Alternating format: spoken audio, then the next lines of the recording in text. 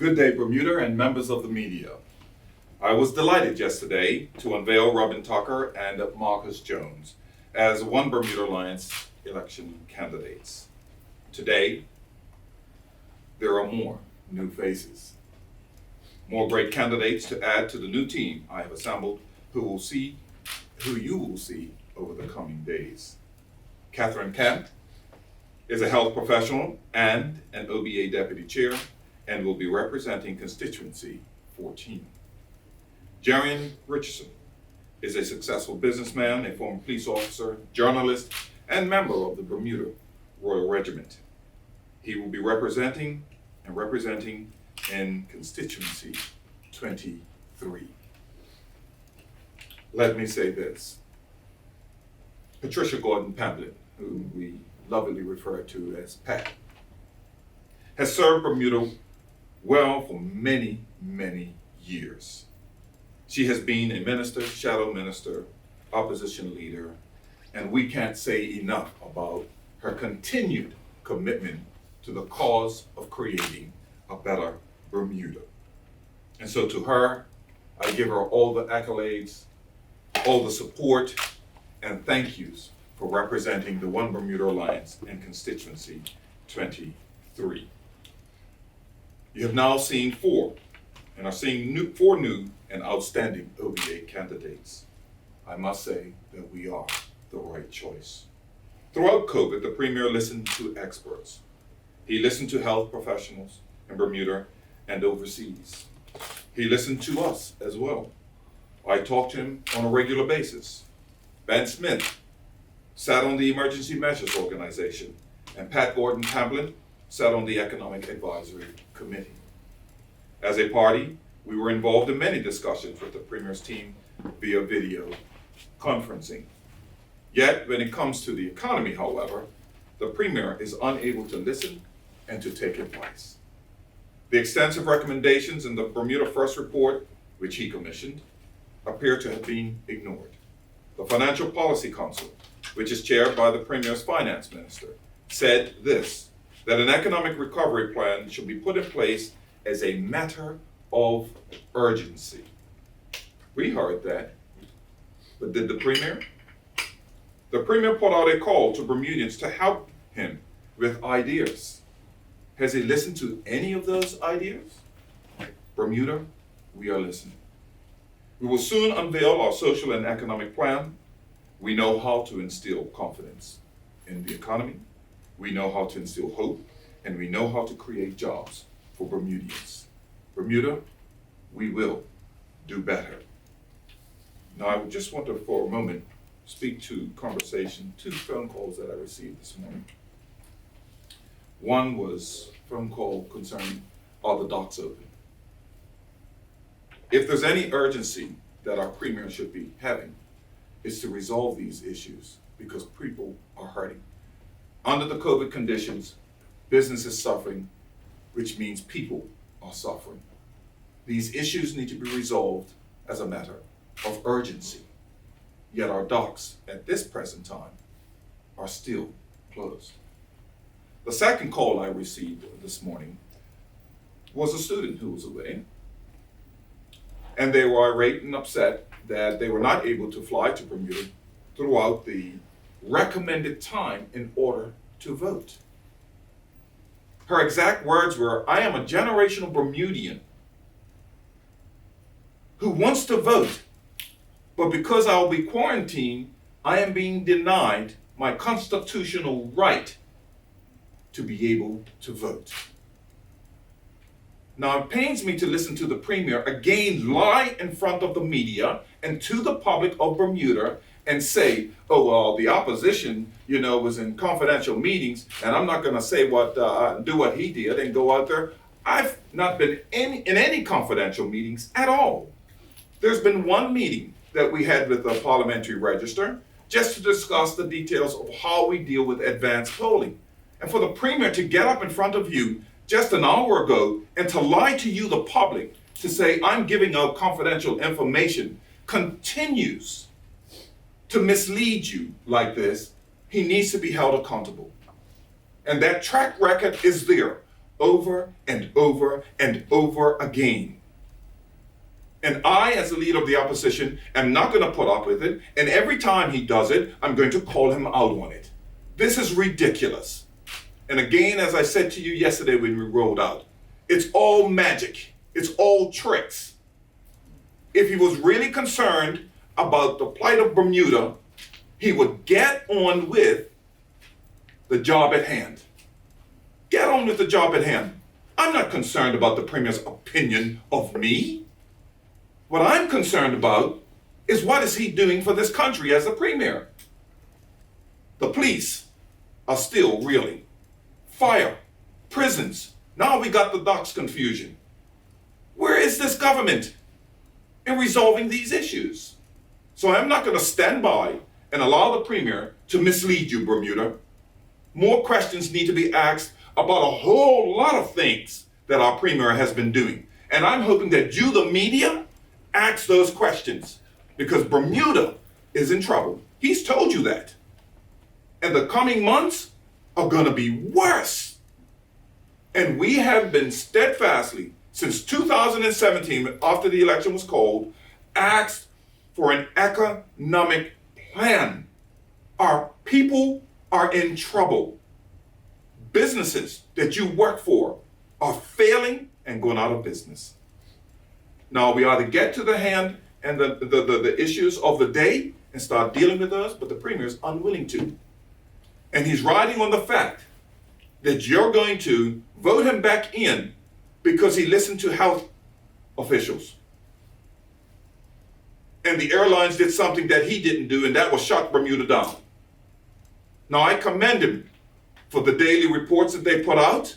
That should have been done. But any government would have done that for you. What I'm concerned is this Premier has not figured out how to listen. And that's why we're in the state that we are in. And that's why I'm excited as I sit here with the two candidates that we do have, Catherine Kempe and this Jarion Richardson, dynamic Bermudians, looking forward to serve you. So with that in mind, I'm going to bring the mic over to Catherine. Thank you. Thank you, Mr. Cannoneer, for those kind words and giving me the opportunity to represent the people of constituency 14, Devonshire Northwest. Good day, Bermuda, and good day, members of the media. I'm running for the House of Assembly for constituency 14 to work on increasing women's presence in politics. As I said in my recent article, the COVID-19 health crisis has shown that 19 of the top 20 countries that have done the best have been led by women. It is time for women to have a larger presence in the running of our government. We will do better. Many will say that the Premier did well throughout the pandemic. However, it was the professional and inspiring women behind him that allowed our country to do as well as it did. Dr. Cheryl Peak-Ball, recently retired Chief Medical Officer. Dr. Fiona Ross, head of the Bermuda Medical Council, and inspirational Dr. Karika Weldon. They were instrumental in putting in place the policies and procedures that helped protect us. It is a testament to the strength of our female leadership that Bermuda did as well as it has. But while I highlight these three superwomen, I'm not forgetting about the everyday woman. During the lockdown, it was those women who suddenly had to make sure that our children were continuing their schooling from home. They cooked, they did their day job, they multitasked while experiencing the same stress of the pandemic and crisis for jobs in Bermuda. Maybe we should be referring to them as Wonder Women. I am a mother of 2 schoolboys, and I faced the sudden shift of working from home while ensuring that my children were doing their schoolwork. It was a steep learning curve that I and other women had to master quickly, but we rose to the challenge. We are natural doers, leaders, organizers, multitaskers. But we can no longer sit on the sidelines and allow some men of the House of Assembly to make public derogatory comments about women while political leaders are condoning their misogynistic behavior, thus approving the culture of toxic masculinity within our government. We cannot expect the men that make these comments to be able to truly fight for us and believe in our rights. Women represent 52% of the population of Bermuda, but we do not enjoy anywhere near that same level of representation in the House.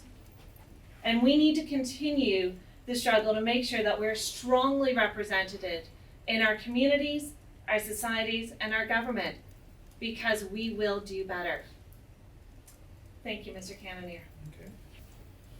Good day, Bermuda, party colleagues, and members of the media.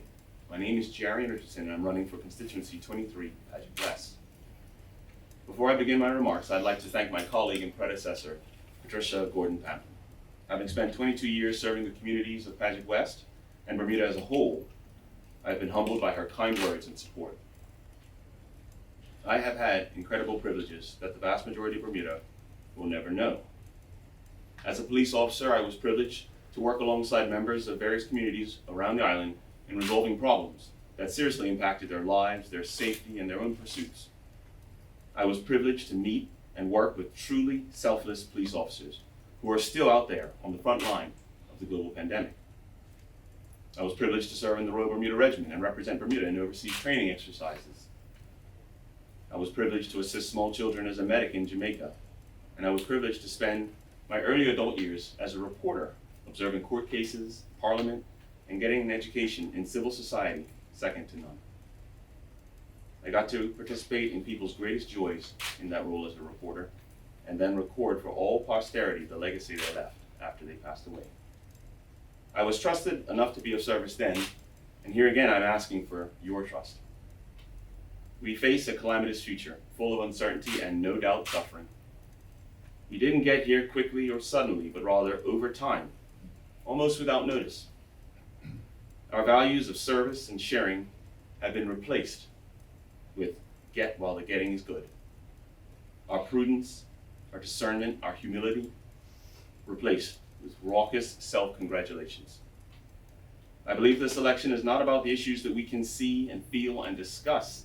It's about the degeneration that led to them happening in the first place. I believe that there is a better Bermuda over the horizon. A Bermuda where opposing views are shared and respected, and maybe even admired.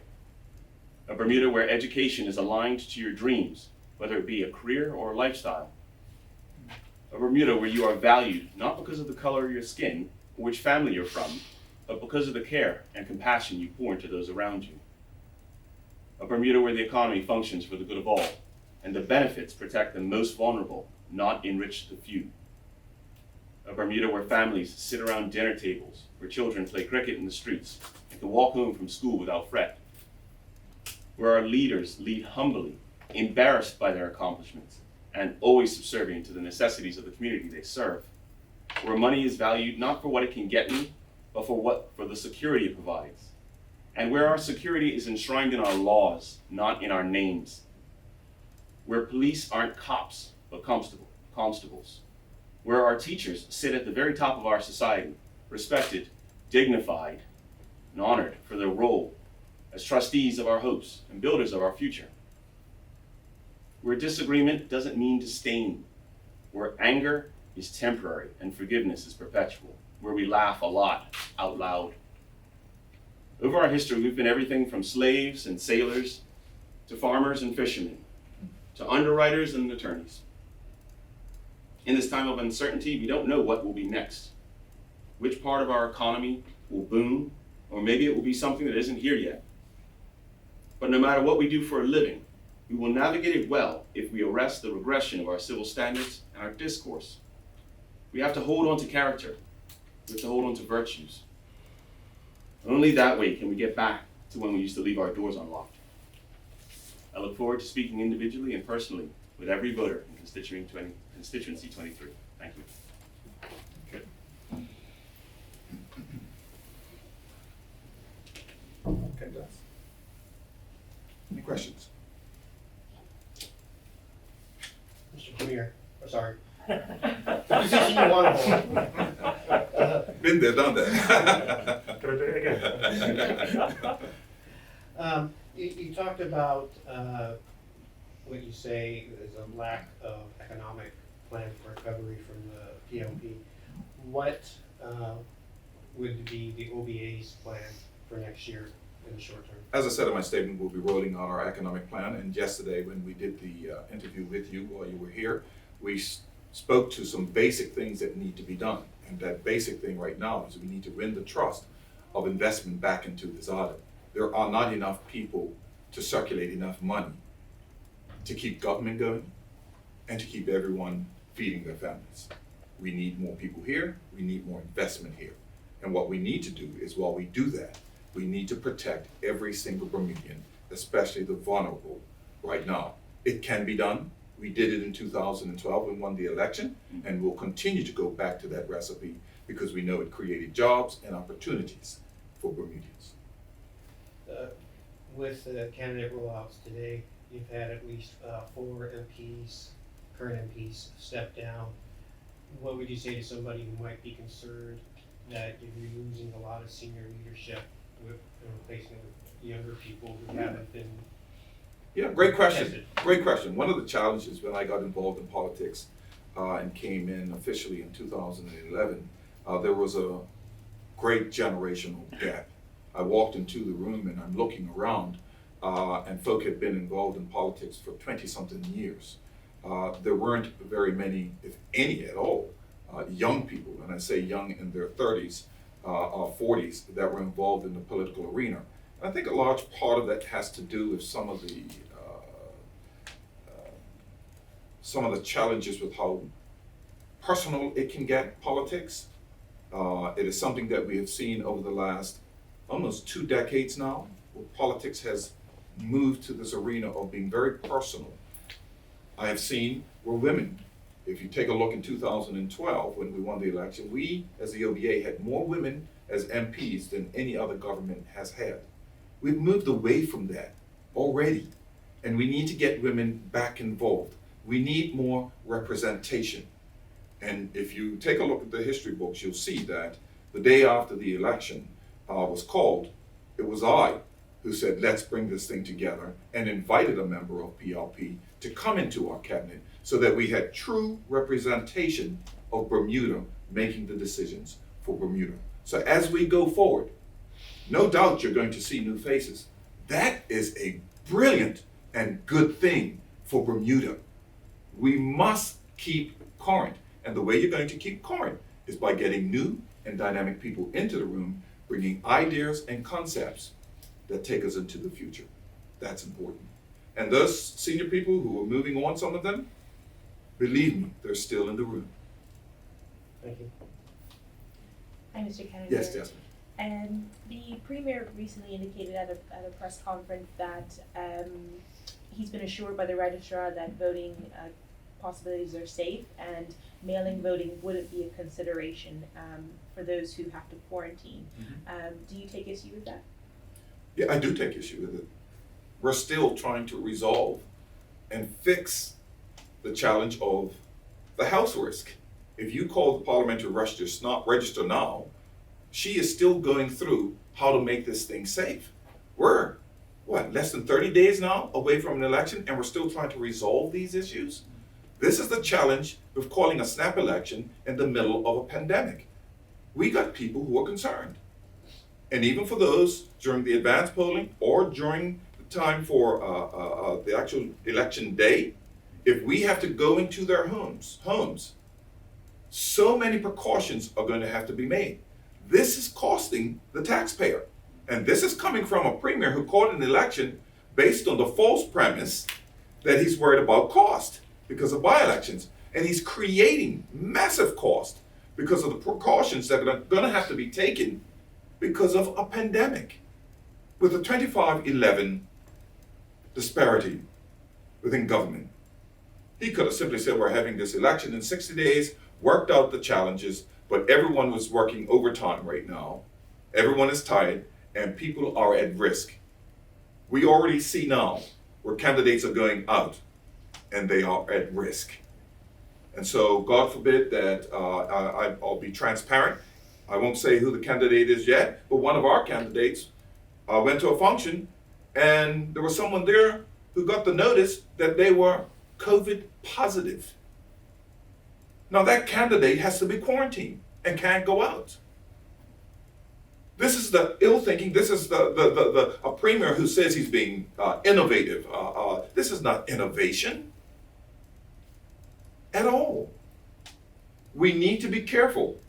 Our health is at risk. We are a very small community, and that has to be taken into consideration. And to call an election, fine. We have no problem with that. He made the mistake of thinking we weren't ready. That's his mistake. That's on the premier. But the health risk is paramount, and I'm concerned about that.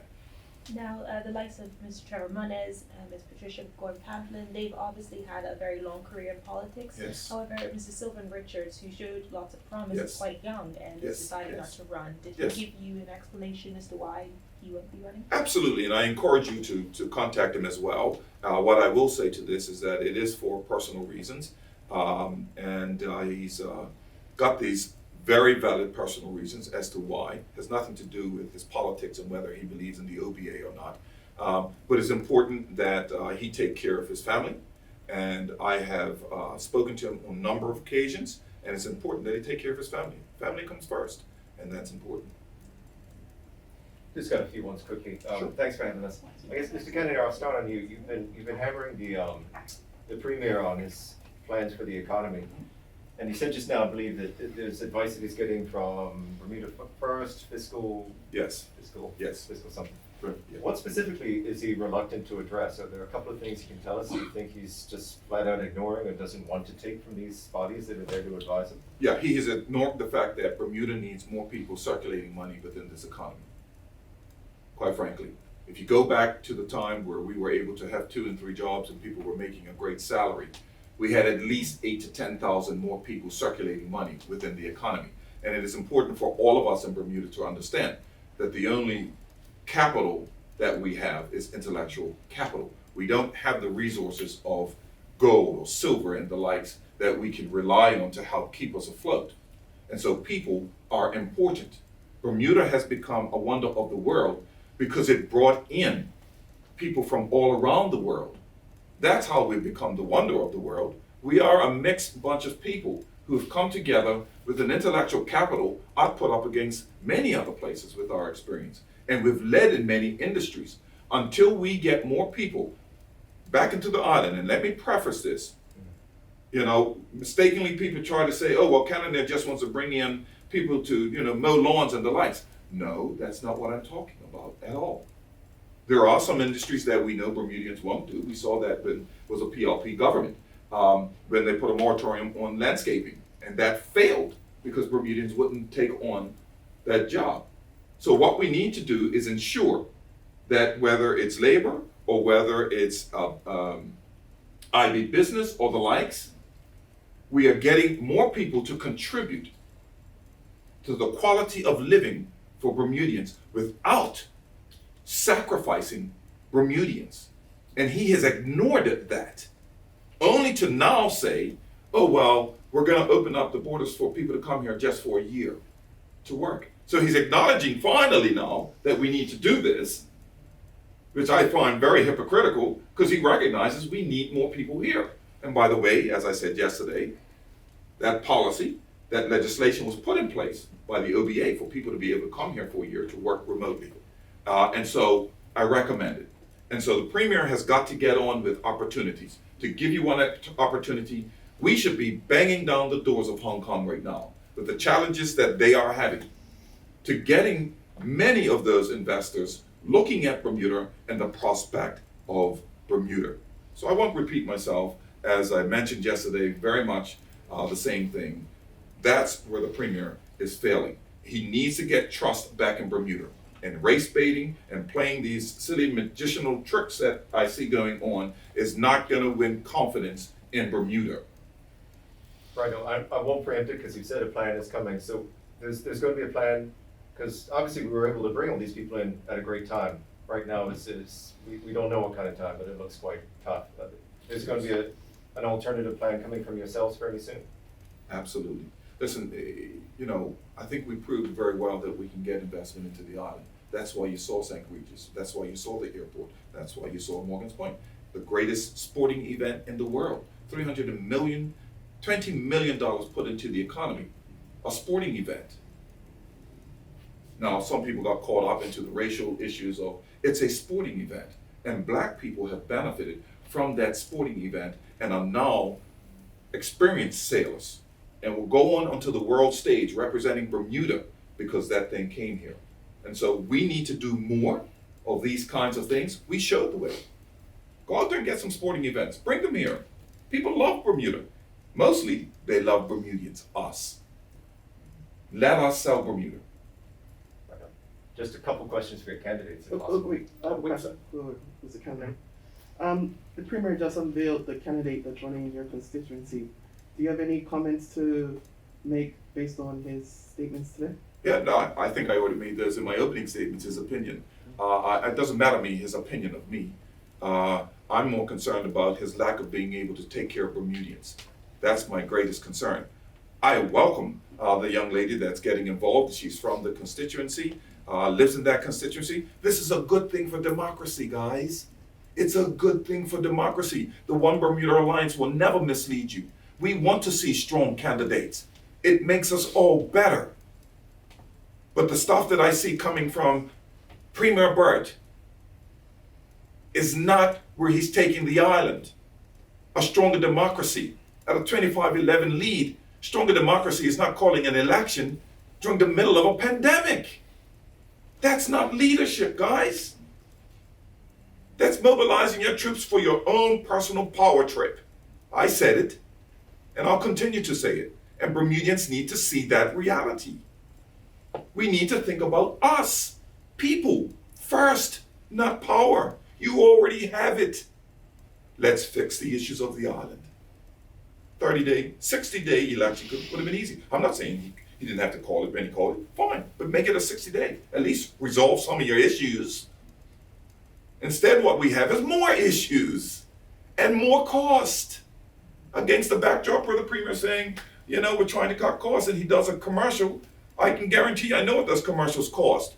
Well over $20,000 for a commercial that he put out to show us that he can tie his shoes. And that's looking at cost. Let's get real here, guys. So I'm going to keep it real. Catherine wants to answer a question. Well, I think one, I know. Ms. Kemp, you Just have a background in Yes. health. I do. I am a registered nurse. Yes, so if you win the election, can you, I guess, speak to a further role in healthcare? We're looking at healthcare reform. Health is a big topic at the moment.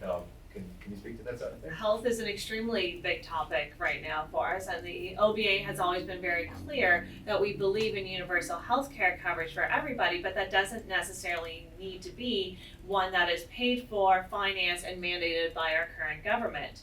The regulations and the proposal that's being put forth under the PLP is actually not fixing the issue of those who don't have insurance. So our plan will be looking at how do we fix those that don't have insurance and make it sure that's fair, that it's equitable, and that it's being managed appropriately. It's for yourself, Mr.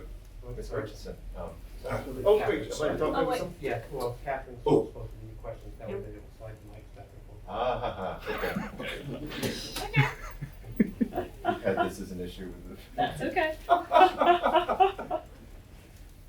Ms. Kemp? Yeah.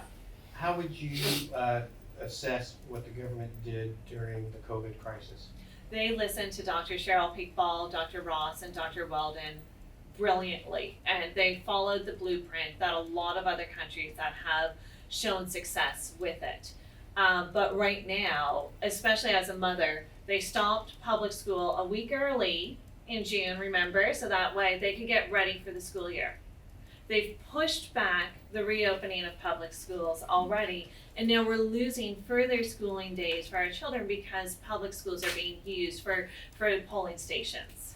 So we're making it unfair. All of this falls normally onto the mothers. Making sure, what do we do with our children during the school time period? And all of this is further making it harder for us to make sure that we are able to keep a roof over our heads. So although, yeah, they've done great on the health side and communicating, there's so much uncertainty from the world of education right now. Would the OBA be opening schools? The OBA would be looking at what the health experts are doing, but there would have been more modeling and trialing that was done.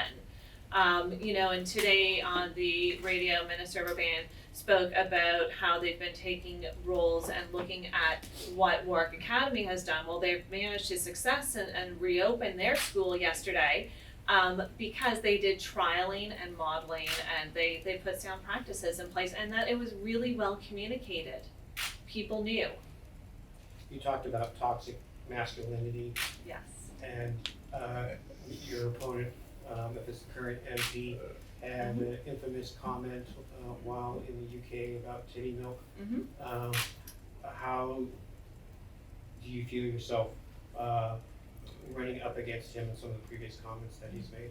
Those comments were absolutely uncalled for, but what was even more uncalled for was that they were condoned by the Premier.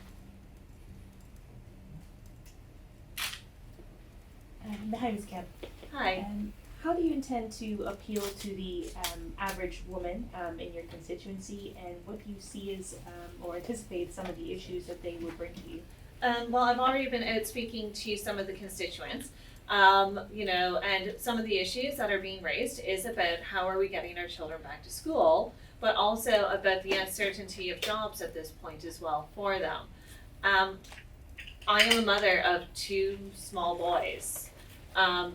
It's a real struggle some days to figure out how we're going to manage and get things done as women. So I think I do appeal and I relate quite nicely to most average women. Yeah. What do you think is preventing women from entering the political arena? Part of it is that we don't follow the same roadmap. It seems as though no matter how well we're doing in the boardrooms and elevating our careers, as soon as our workday is done, it seems like we're still falling back into those traditional gender roles. When our children finish school at 3:00, what do we do with those children? It's normally on the women who are cutting their careers short, who are trying to figure out how to manage all of this. So the time that we would normally want to get involved with our community isn't being spent because we are dealing with our families at the time. And what do you see as a solution politically? Politically, there's great ways to do that by extending the school day, so that way as mothers we don't need to worry about our children after school. That is like a homework club or some sort of organized activity that could actually be encouraging and fostering that, so that way we don't really need to worry. We know where our children are, we know that they're learning, we know that they're safe, but we also know that we can still concentrate on our jobs for that time period. And I think that would be one major way of improving things for us. Thank you. Well, yeah, I was going to ask you, Mr. Richardson, I guess open-ended, why the OBA at this time? Why the OBA at this time? That's a long answer, and so you'll have to bear with me on this one. I was reluctant to enter politics because, to be fair, after I had served in the regiment and I had the fortune of going to an overseas exercise with the British forces, and I learned an incredible amount there. And then coming home and joining the police service, and then working in the community beat office, which is the successor to the parish constables. And then working, as I said, in and amongst those communities, and really learning a lot about them and participating them in, again, their joys and their heartaches. I left the police and I wanted to buy a house, and I suppose settle down would be the phrase. I wanted to get the yard and to have a dog and to just do all those things. I didn't want to work cut match anymore, and I thought, okay, well, that's what I'm going to go do. I'm going to go do these things, and then you just watch the slip of the country. You watch the slide of the country. You watch the tenor, the tone, the way people are getting treated, the crime, social institutions, walls falling down, lack of accountability, slow service in areas where we pay taxes for, if you can get served at all a lot of times. Everything just seemed to be getting worse and worse. And it didn't seem like anyone was paying attention to it getting worse. So when I had the occasion to speak to someone who come by the house during canvassing Scott Pierman, I sat him down at the table and said, "What's the plan?" You know, I don't think it doesn't take a rocket scientist to tell that things aren't getting better. So I said, "Well, how are we going to get it? What are we going to do about that?" And he had some very good ideas, and I said, "Sure, thanks." And then he turned around and said, "Have you ever thought about getting involved in politics?" And I said, "No, thank you. Please leave the house." But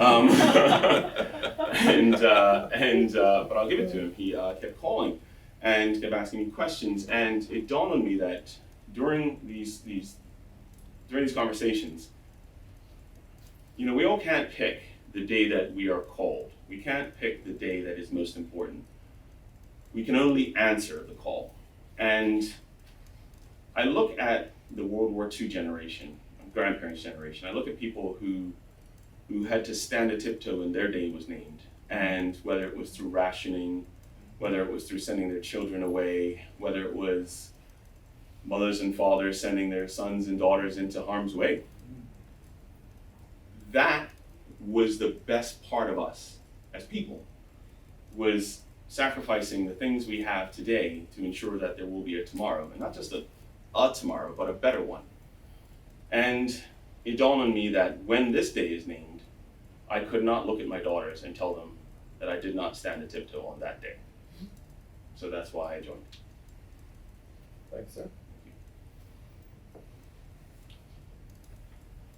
If elected and you're fairly safe seat, what ministry or what areas would you like to work in and why?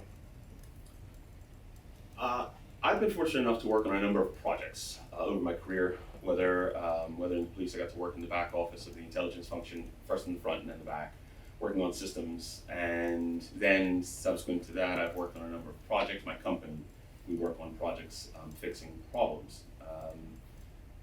I like to dissect problems. I enjoy the technical aspects. I enjoy finding perspectives. I enjoy outlining and moving the pieces around, looking for causal factors, weighting them. I enjoy moving these things together. And it's actually, I give it to most people, it's incredibly dull work for most people. But I really, really enjoy it. And I would want to get stuck in, as it were, into something like that. And I get the impression that would be the cabinet office function, where there's management services, auditor general, anyone who's going to get into the behind the scenes work and figure out why, for example, a government department is using Lotus Notes, or some other unsupported system. Why is it that people are getting rewarded inconsistently with their performance? What is the incentive? What is the incentives for a government department? For example, if we're going to spend $7 million on this department and they have key performance indicators, measured outcomes that are 1, 2, and 3, why did they hit 1? And that's not to say it's just people. A lot of times what you're looking at is institutions, right? And processes. And so that's the thing I want to get stuck into, because I think that a lot can be done, a lot of good can be done with the things that we already have. And that's what I'm interested in. From your time in the regiment and police service, can you just mention one thing that you think they do well, and one thing that you think can be improved? Sure. Let's start with the bad, and then we go to the good.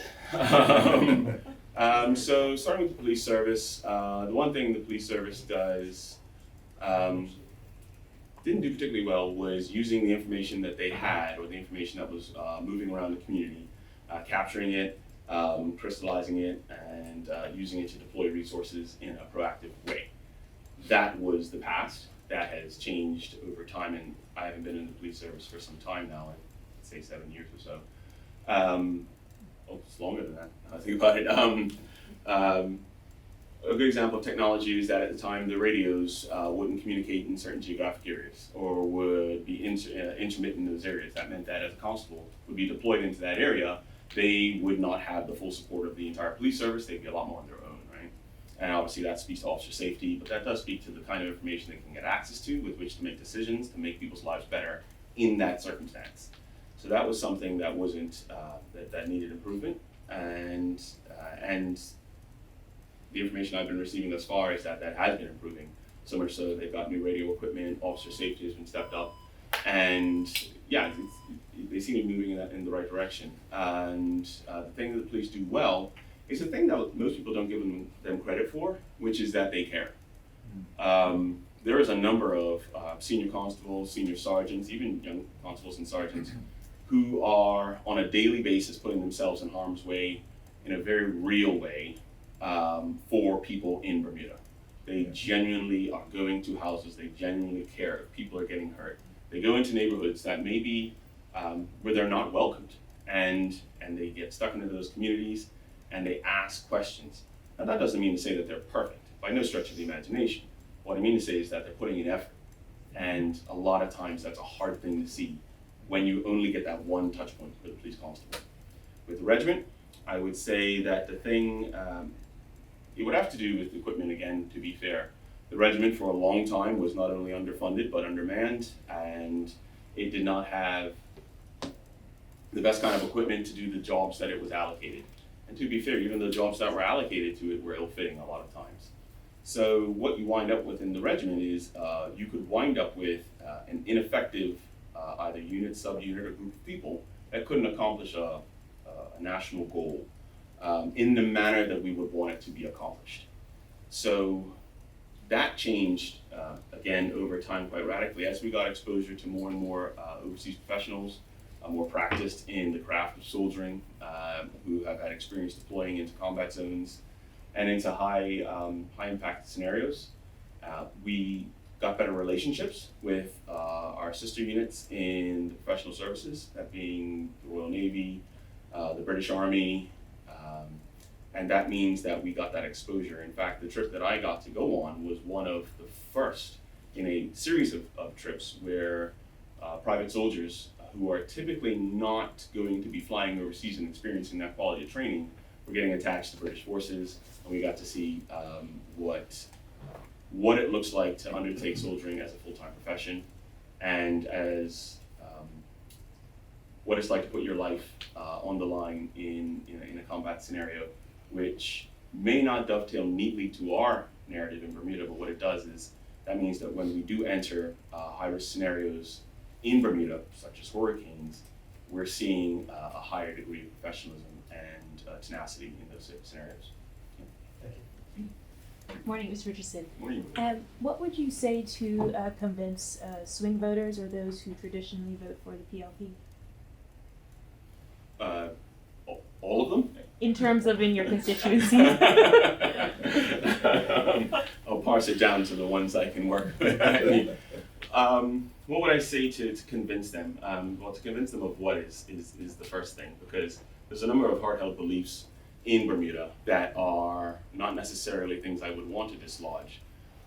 There is value in the conclusions they've reached in their own lives and their observations, right? They're not dead wrong. Because you support the PLP, I don't think you're wrong. Certainly not in totality. You know, you're a fully fledged adult with your own family and career. I'm not going to discount you because we have a disagreement on a couple items. What I would do then is I would speak to the issue at hand. What is it specifically that we're talking about that you have a problem with? Because that I can deal with. I can pick that apart. I can work with that, and I can work with you. What I can't do is be your enemy. That I'm not going to do. Sure. And just lastly, given your varied career background in various areas, what is the common thread or lesson that you hope to bring into politics? Character. It always ends in character. It starts with character, it ends in character. And when I say that, that doesn't mean that I'm perfect, and it certainly doesn't mean that any one of us is perfect, anyone in this room or anyone listening. What it means to say is that when things get hard, we double down. We square our shoulders, we put our chins up, and we go forward. We go through the difficulty to get to the victory. We don't back down, we don't backbite, we don't fight each other. The thing that we have to do is a great thing. All the small things of life, all the things that people consider the small things, they are great things. And they're noble things. Raising children, getting that right. People talk about getting to work on time. We have so much in front of us to do between now and the day we leave this planet that we that we can't pull back, we can't hide from the challenges that are in front of us. And Bermuda has got some serious challenges coming up, things that are going to redefine how we see each other, how we interact with each other. When our economy takes its inevitable step south, it's not so much what we do for our professions. That's not the part that I think is the hardest part. The hardest part is what we do with each other. Because we're about to enter a high pressure scenario, and it's going to be way easier to find enemies than it will be to find solutions. And so to that end, that's why I say character, character, character. No lying, no cheating, always being honest. That's how I think we do it. Thank you very much, guys. We've kept you here for quite a long time.